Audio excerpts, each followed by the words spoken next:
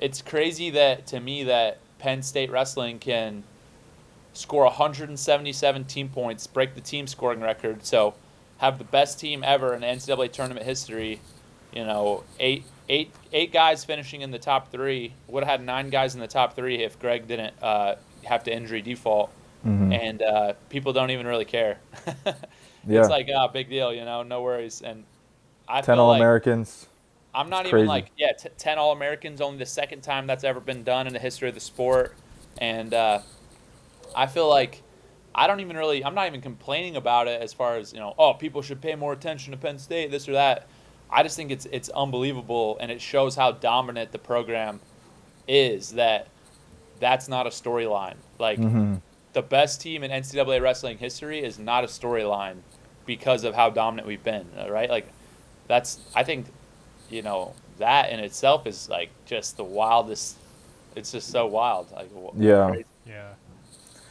People, Yeah. I thought it was funny. Like, I tweeted something about it, and I had a couple people be like, "You're a Penn State homer. Why do you got to make it about you guys? Blah blah blah. This or that." It's like, we won the tournament. It was about us. It was about us.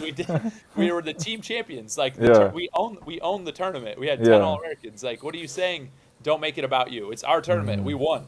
Like, Yeah. don't make it about you. Like, okay, how about somebody else comes and try to beat us? Like, I don't even Yeah. think the teams try. Like, they just give up. Yeah. And even with Carter, I feel like that should be like the biggest thing in sports right now. Yeah. It should be everywhere. Like I know he was on Fox News, which is dope. He's doing his thing, but I just feel like first of all, with it being the first match of the night, so stupid, and now like this is like up there with Coach Kale, with Pat Smith, like whatever you want to put it up there with, it's right there. So I just feel like that should also be completely more hype. Well, it's also Yeah. because like Wyatt, like Wyatt beating Gable was the biggest storyline. I feel like Carter would have got a lot more, I not think it more praise has or it doesn't yeah, have to do with it just more has to do with the, I think, surprise factor, right? Like, everybody Yeah. expects Penn State to win, everybody expects Carter to win, and it's like, I think that human nature, it's like when you see somebody doing better than you just always want them to fall. Like, you Hmm. always want to see their fall from grace. Like, to see somebody doing better than you, when they continue doing better than you, it's like you're not going to be excited about it. You're going to be pissed about it. And that's why greatness is so special, especially when it's sustained over that amount of time period. It's not a one shot. People want to see people, they can't relate to that. They can Yeah. relate to the underdog. They can relate to the Rocky Balboa story of the guy that gets up for the one big match, and the one time out of 100 he makes it happen. They can't Hmm. relate to the guy who is that, you know exceptional, that phenomena every single day. And really that's what it is Penn State, the guys on the team, the coaching staff, they're that elite, person every single day, 24/7, 365 days a year. And people can't relate to that. They're not able to sustain that. And so you can have a flash in the pan here and there, and that's just what people love to see, because the majority of the people just aren't willing to make the sacrifices like what Carter made. They're not willing to make the commitment like what Coach Kale made. They're not willing to do that. And so they want to see things that are relatable to them. And I mean, I don't think there's anything wrong with that. It's just the reality of the situation. But I couldn't agree more. I mean, at this point, a guy who's won 5 national titles legitimately, there's a claim there as the greatest NCAA wrestler of all time. Hmm. There's without a doubt a claim there. So, I think that it should be talked about more. Yeah. Yeah. It's just absolutely insane. And what was with was that because Trump and his whole crew were going to be there? They wanted everybody in their seats, or what do you think the first match thing was about? I think that they really overthought it. I think it was a dumb decision. I think it was something that was like, it was just overthought, and I don't know who made that call. I think it was ESPN. Burroughs broke the news to everybody as a good ambassador of the sport should.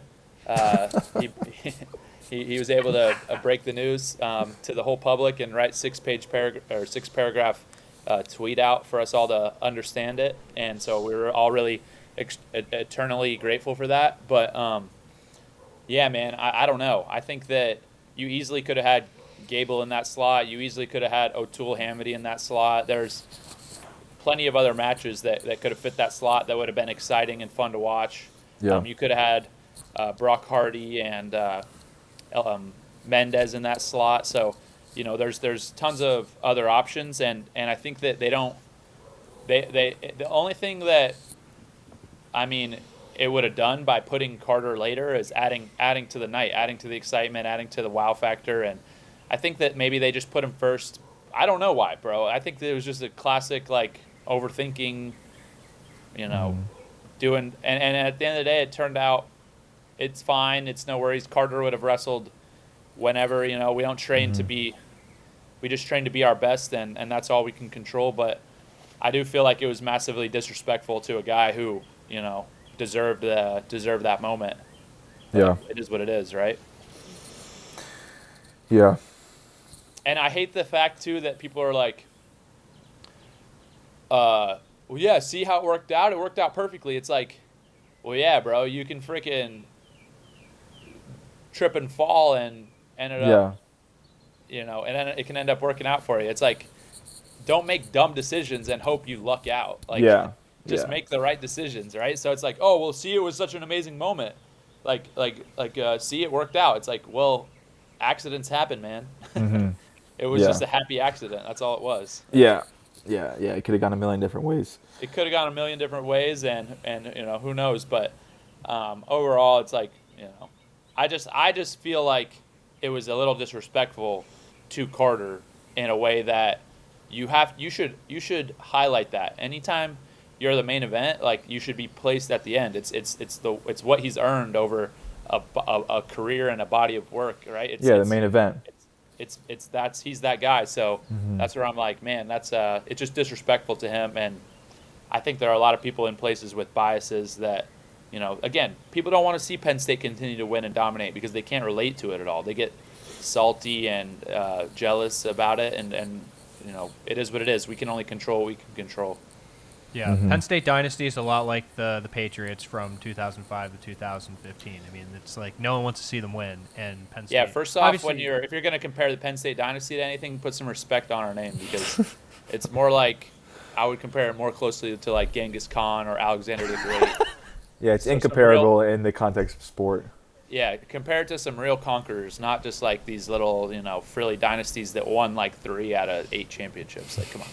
If you guys like that clip, check out the whole podcast here and make sure to hit that subscribe button.